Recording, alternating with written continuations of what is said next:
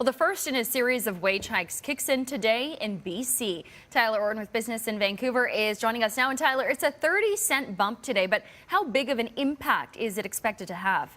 Well, I was speaking to Craig Patterson. He's the editor-in-chief of Retail Insider with regards to how this is going to impact retail and hospitality. And he said that the smaller businesses, those are the ones that'll be hit most notably going forward. They simply can't absorb the costs the way that bigger retailers can. And he pointed to the Ontario model. Earlier this year, they had a minimum wage hike as well. And we saw a lot of pushback with regards to, say, Tim Hortons. They cut employee benefits as a result. And going forward, I also spoke to Ian Tossenson with the BC Restaurant and Food Services Association. He said it's going to be a bit of a tough go for restaurants, but they may make it out okay after this.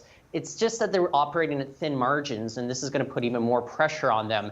The overall economic argument in favor of this, though, is that with wage hikes being introduced, that it'll have more disposable income for people, and they would in turn be buying more within these restaurants, and that could actually offset some of the price increases that they may be facing going forward. All right, and Tyler, turning now to a bit of a tariff war between the U.S. and Canada, rather. Prime Minister Justin Trudeau speaking this morning to municipal leaders and bringing it up again, basically saying that he is going to fight for municipalities and what Canadians deserve. But is this going to really stretch out into a full-blown trade war?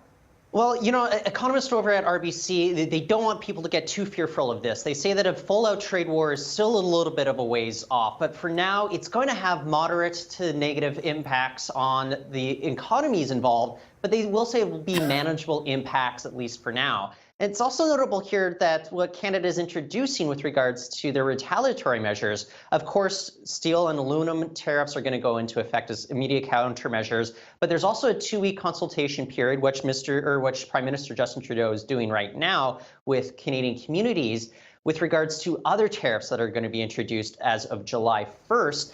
These could range from everything from lawnmowers, barbecues, inflatable boats, whiskey, soy sauce, candy. You're asking, what does this have to do with steel and aluminum? The real answer, though, is they're actually tied to U.S. congressional jurisdictions, which are tied to these products here.